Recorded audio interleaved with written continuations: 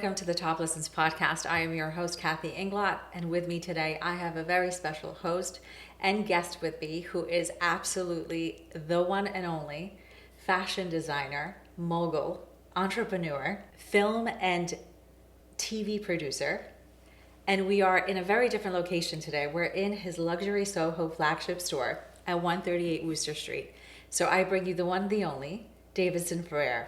Thank you so much. It's a pleasure and honor to be on here. It's so fun to have you finally. I've been begging you to do this for, Yes, for yes, weeks and yes, months. yes. And we're finally doing it. And I actually waited so that we could actually showcase the luxury SoHo retail show. No, I think store. the timing and alignment was great, and I'm happy we were able to do it in a setting that was just, it's our home, but also it's a home away from home for everyone. And Yeah, absolutely. And for all of you, again, we're at 138 Wooster Street. So please come and visit because it is meant to be showcased and you can actually feel the luxury that I'm sitting on right now and actually feel the clothes for yourself so you know what luxury is on your body. And Davidson is wearing himself today, head to toe. Yes. And it is probably one of the best outfits of luxury you could wear because it is butter. So for those of you that come in and get to try it on, you will absolutely love what he's wearing. But we're here for a special reason. Yes. And one of them is to showcase not just your brand, Frere, but also to show everyone the lessons that got you here. Sure. And everyone will think of you and see you and say, he's pretty young. He's in his mid-30s. Still young for, some years. Yeah. Yes. And you made it, but they think it's an easy journey. Or it looks like it's an easy journey. It's still a journey. Nothing's easy. One of the things that we wanted to bring forward is the ultimate luxury that you bring to the street. Yeah. And the historical nature of you being in SoHo. But also tell everyone, look, there's a lot of lessons to learn along the way. For sure. And share those with the audience. For sure. So one of the things I wanted to ask you is, what brought you to fashion? What brought me to fashion, it's funny enough, we were speaking earlier about this, but, my start in just the business world was in real estate back in '07. And, I started out wearing polo shirts and, just khakis and square-toed shoes. And, I really wasn't as savvy or into fashion as I am now. And, I was very, very content with that. And I really started to see, my peers, I was 17 and everyone else in the office was obviously much older, but also much more successful. Yeah. And I saw the consistency of success that they had just off of just their appearance. I think when you dress a certain way and your appearance is obviously your first, that's the first thing someone judges on, how you look and how you appear. So I think that's when I really took a big interest in making sure, okay, polo shirts turned to button-ups, and then got my first blazer in '08 and, starts, and then, dabble into getting full-on suits. So my love for fashion kind of started out, with 18, 19. Yeah. And for everyone listening, I'm going to name some of the people you have dressed. Ah. Just some of them, because we'd be here all day if I named all of them. Okay. So we have Jay-Z. Yes. Beyoncé. Yes. Denzel. Yes. John Legend. Yes. Russell Wilson. Yeah. Travis Kelce. Yes. Tim Cook. Yeah. I mean, I could name every fashion person that, some people may know because they're working on GQ. I can name most actors and actresses that you have dressed, but we don't have that time, unfortunately. And one of the things you're known for when you dress them is the bespoke nature of the business. Yes. And the made to measure, that when someone comes in and says, well, I haven't seen what I want to wear because it's not there yet. Yeah. You make that vision come true. For sure. I think that's how I started out in reference to more of a bespoke and a peer-to-peer business where it was, essentially, before we had our flagship, everything had to be, made for you. And I think having the collaborative spirit of, working with someone who's, so talented in their genre and their career to come to us to kind of bring their vision to life has always been something that I loved, because it kind of, I'm kind of in control, and, they're always so used to being, in control in their space. So having, giving me the opportunity to kind of, bring their vision to life has always been something I really, really take a lot of pride in. So I think, it's been great. A lot of people that I've worked with, I grew up idolizing, and having them become clients and some friends as well has definitely been something I've always never take for granted. No, and I think one of the reasons why you have had success is people see these, amazing, outfits that you put together, and they're like, "Well, what are you wearing?" Yeah, And the word gets around. yeah. I think word of mouth is it's how we started out. Yeah, I mean, look, when you look good, you feel good, right? For And when sure. you feel good, you talk about it. Yeah. And when people are like, "Well, what is that?" and you go, "It's Frere." Yeah. I think. and it's amazing because I know how much it took you to get to where you are now. Yeah, And we're still working. I think. and you and I talk about this all the time. For sure. Right? You're not done. You're Not far at from all. done, No, right? no, no. You've just opened this beautiful retail store. Yeah. You went to e-commerce. Yeah. And you're like, I have a million things I want to do next. Yeah. Right? And the goal is to ensure that, in 50 years from now, we're talking about you. And that we're That's still always the saying, vision. look at the vision that he has accomplished. Yeah. And the runway of doing it is not overnight. No. Right? We all would love overnight success, that you go viral and people know and love you. Yeah. But you have already gained so much of that success. But I want to take a step back. Sure. What lessons do you think you have learned along that journey from that 18-year-old self to now that you have worked hard for? I think what I've learned the most is never be content with accomplishments and just goals you set for yourself should always just change daily, because I think we as just say as people you want to just really hone your craft and see I go into every fitting, to every meeting, to every just interaction of what can I get from this, and what can I really just what can I add to what I really don't have. I feel like when you think you're the smartest person in the room, you're always going to bit yourself. You come off a little bit jaded. I always know that even every day we come here, it's a journey. We're building.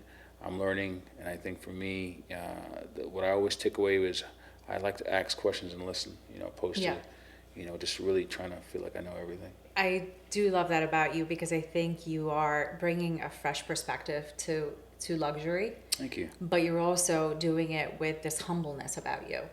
That you look, you could say, look, I'm the guy that's dressing all these celebrities and CEOs, but you're not that guy that says it all. No, I think it's on your Instagram page where you could see all the who's who. Yeah. But when you walk into the store, you greet everyone just the same. Yeah, you got. I think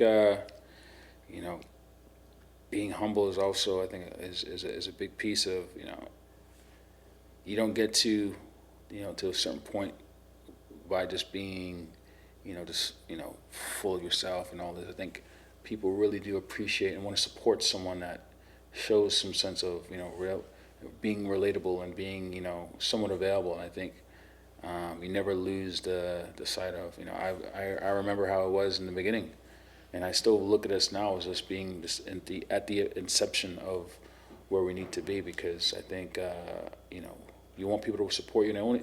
I always say you can have the nicest product in the world, but be the worst person. No one's going to support you, but you can have the worst product in the world and just be the nicest guy. Yeah. And people want to support you. So I think it's a balance. It's a balance. And you do it really well. Thank you. Thank you. One of the, I think, lessons that I always ask someone that I'm doing this podcast with is, what have you learned from others that has helped you grow? Like, if you had the experience earlier, what do you think you would have been able to grow faster, knowing something along the way that took you many years more than you think you should have learned it? Is there a piece of advice that someone gave you that you wish you learned earlier? Or is the advice has always been consistent, just to continue growing? I think it's always just continue growing. Yeah. Yeah. I think continue growing and just, always be willing to learn and listen. I think I've always just been very open to asking questions, and, whether you're in a different industry, I think I don't always, I think in business, everyone has experiences that can be relatable in no matter what sector, whether it's tech, fashion, film, transportation, medicine. I think for me, I kind of keep my scope of friends, very, very broad, where, I can always dibble and dabble and say, hey, what do you think about this? I always say I like to get people's opinions on things I go through in my life, just to make sure that, I'm not, making the wrong decisions for myself. Yeah. And I think that's very mature of you, because Yeah. I think it takes a lot of people a long time to get to that, to say, look, maybe I should ask before I do something and hear people's opinions. Yeah. And usually opinions, I do say not every opinion counts. Yeah. But for the majority of opinions, you will get sort of the truth out Yeah. to say, am I doing the right thing? Or am I going in the right direction? Yeah. Right? Especially hearing it from people who have been successful in that industry already. For sure. The who's who list that I mentioned before Yes. is obviously people that you have dressed for some of their best days of their lives. Yeah. Right? They're not calling you technically for their Monday morning breakfast look. They're calling you for that, special occasion. Yeah. What stands out to you as like that outfit or that thing that you did for someone that you were like, wow, I'm here and I'm doing it?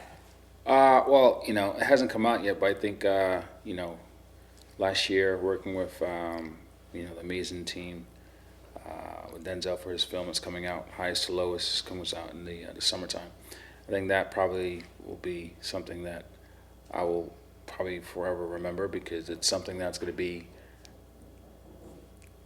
in a movie for the rest of history. History. So I don't think anything can beat that. I think he is the greatest actor of our generation, and having the opportunity to work with the design team, and also it was directed by Spike Lee, and seeing going on set, and I remember I saw around. you shortly thereafter, and you were so happy. Yeah, just seeing him beaming. wearing our stuff was just definitely it was amazing, because that's an actor that is that is a person.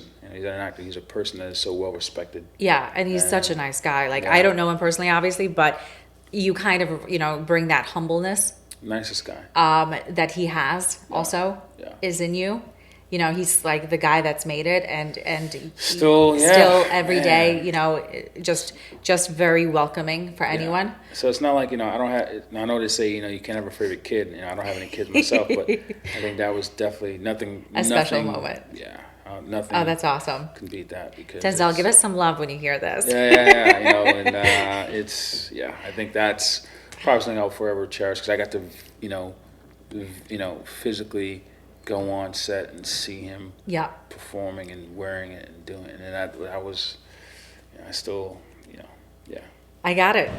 I mean, look, I know every one of us wants to be at that top of the mountain feeling where we're like, I got it, I'm making it, I've made it.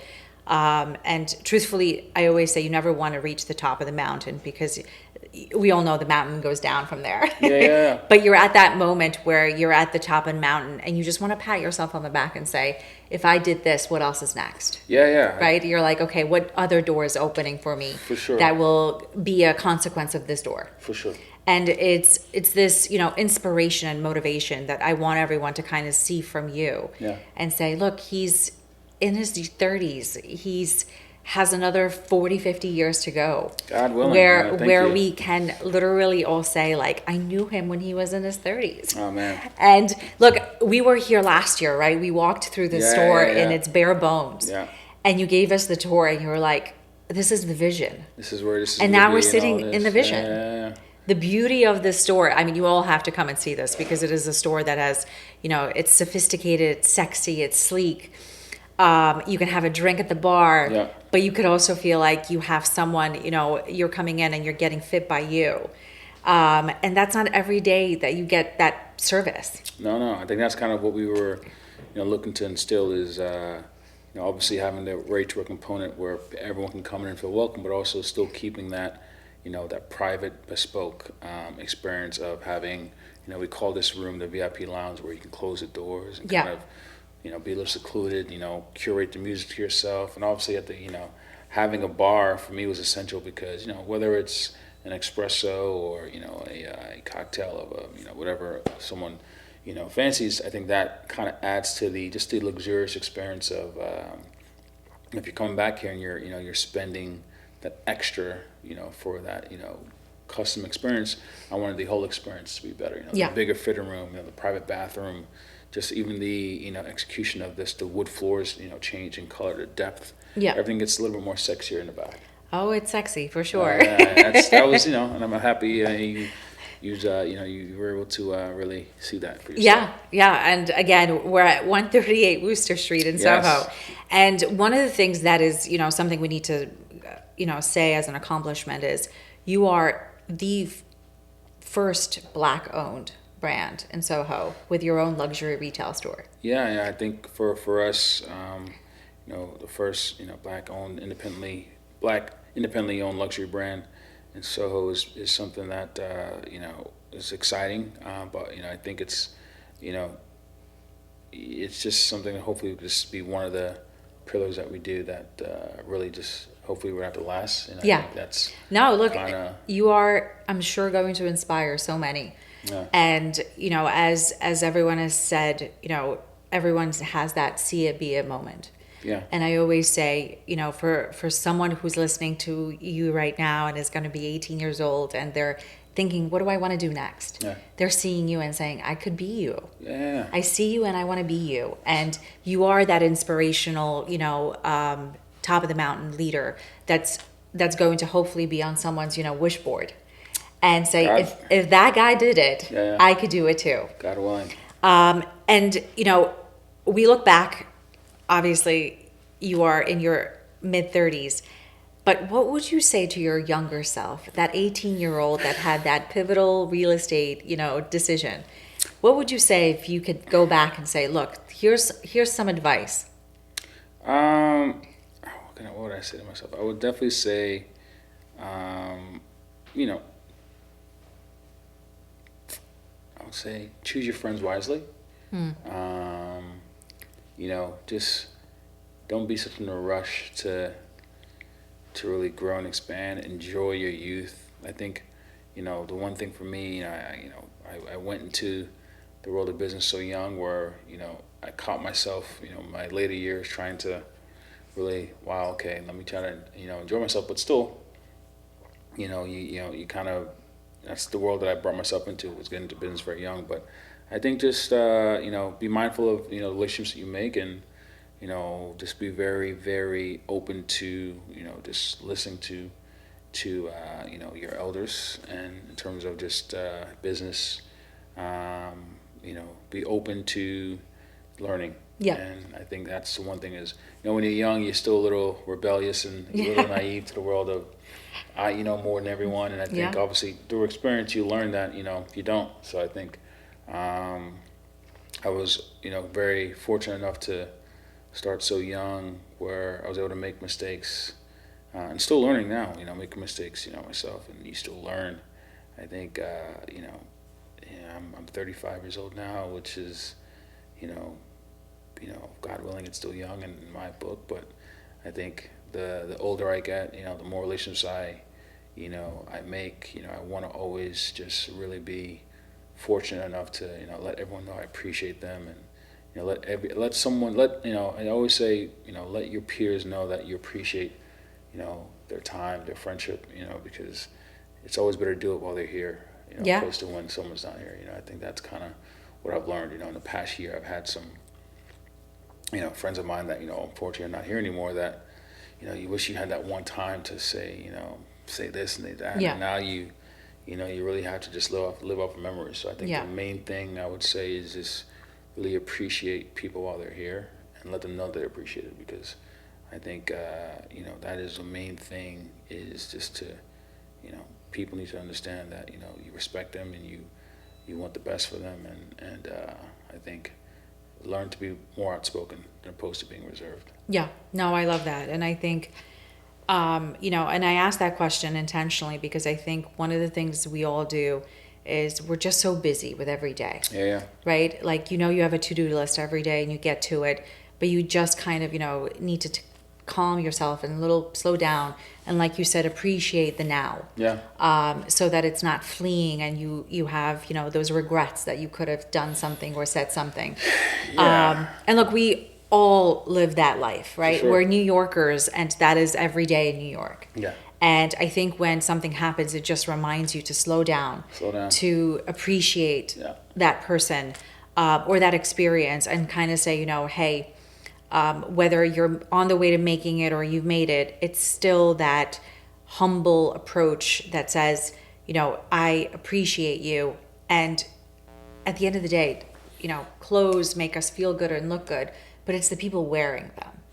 Yeah, as I said earlier, I said, you know, with clothing, you know, you're buying an emotion. I think, you know, what we're doing here is, you know, obviously I'm designing an aesthetic that I would love people to appreciate, but at the end of the day, you know, the consumers and our clients wear our stuff because they feel a certain way wearing our stuff. Yeah. I think, you know, we don't make things, you know, at the wholesaling of it's the best made in the world, it's this and that, you know. Obviously, if you know fabrication, if you know, where things are made, you can kind of, you know, make that assumption you're on your own.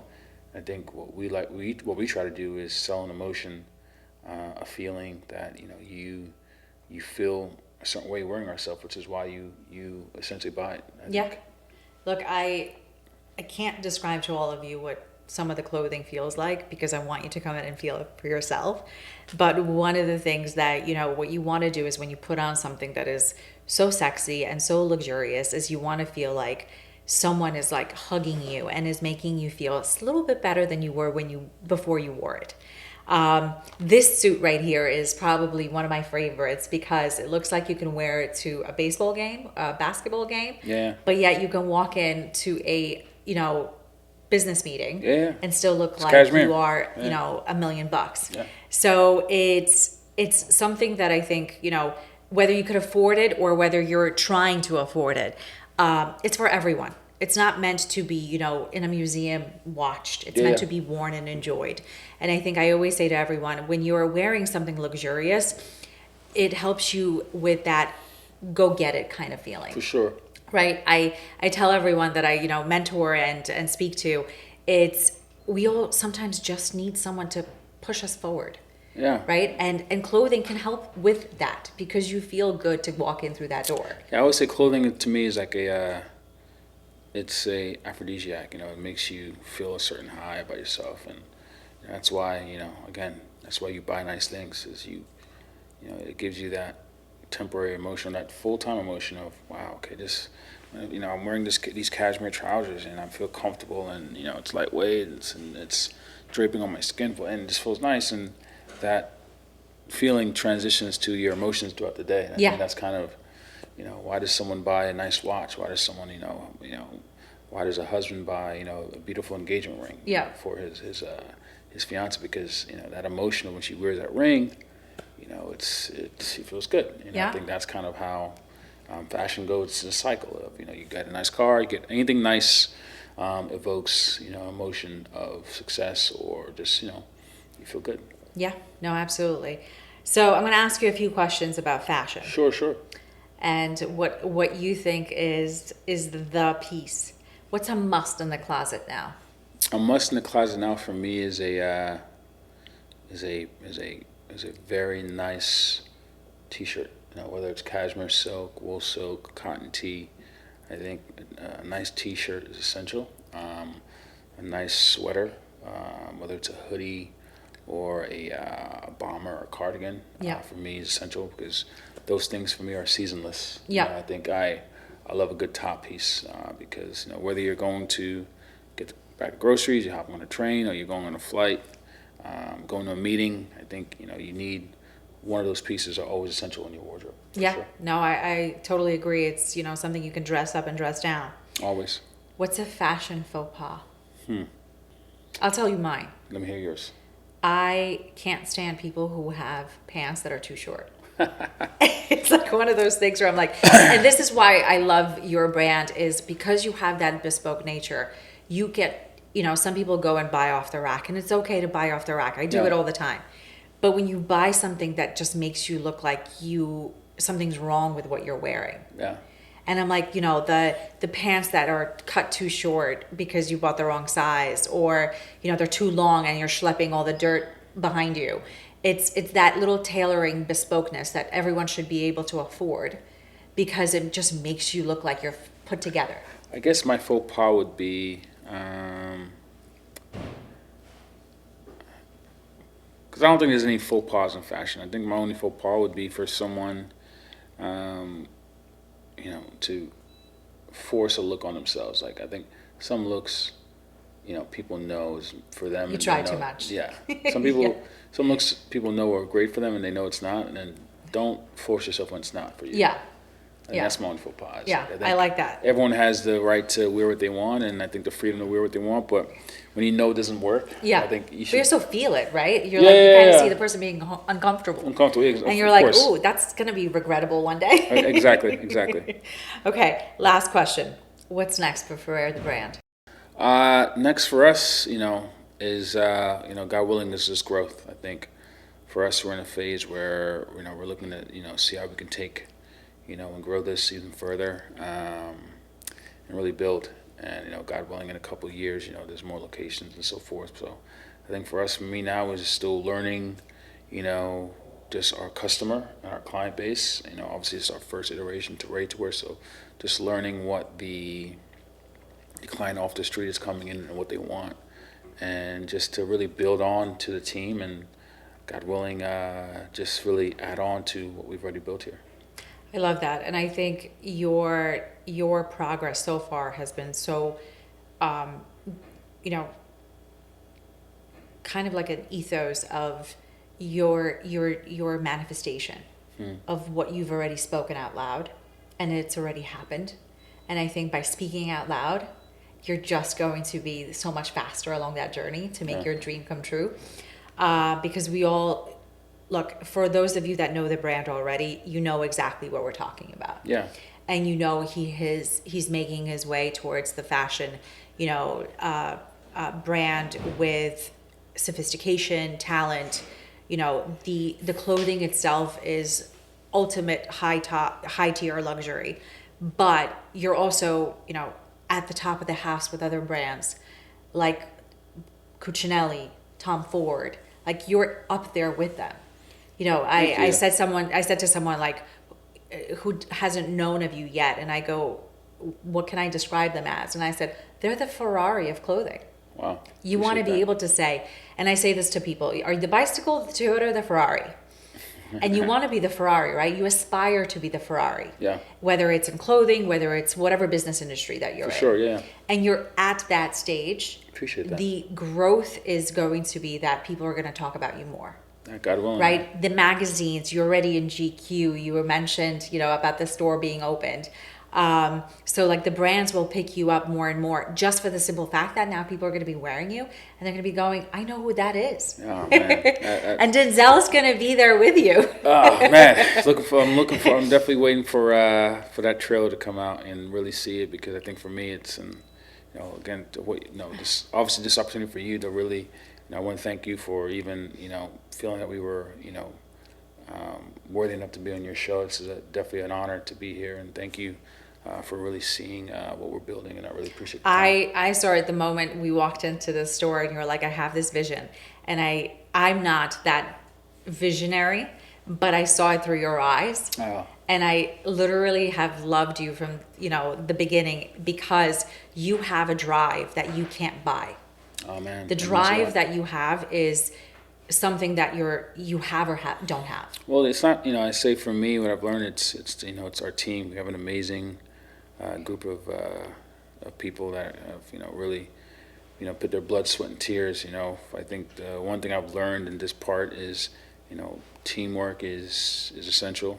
Nothing happens without having us a good core and base of people that really wake up on a daily basis to really see how could we empower this vision, because it's everyone's vision. I think it's not only myself. I think everyone who is part of our team now really has just the drive to see how do we make this better every day. So that's something that really drives me, is seeing everyone else give 100%. Makes me want to give 110. So. Yeah, and that's actually a great point to end on, because I think one, a lot of people who do make it and are absolutely at the top of their, industries don't do it alone. It's impossible. I think there's no this, way in hell to ever do anything alone. There is this, team of people whose name isn't on the brand. Yeah. But their blood, sweat, and tears is definitely behind you. Yeah. And they definitely get the right to get recognized, not just for you, but for those that are behind every successful brand.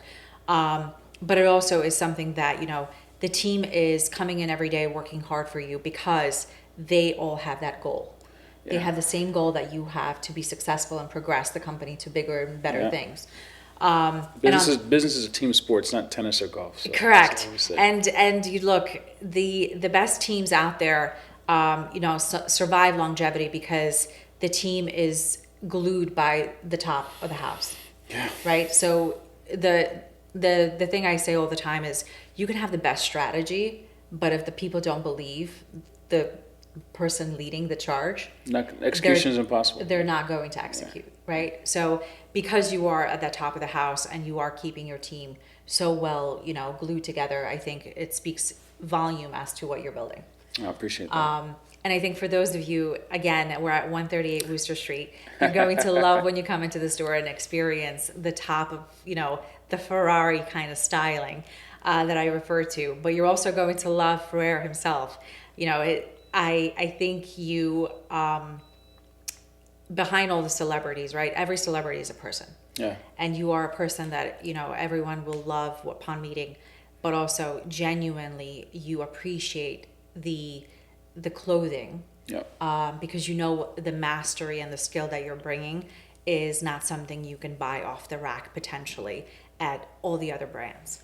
But also, ladies, he does make bespoke ladies wear. For sure. It is not just a men's store, even though a lot of the, hangers have men's clothing. He dressed Beyoncé, so you can't say he's not making women's wear.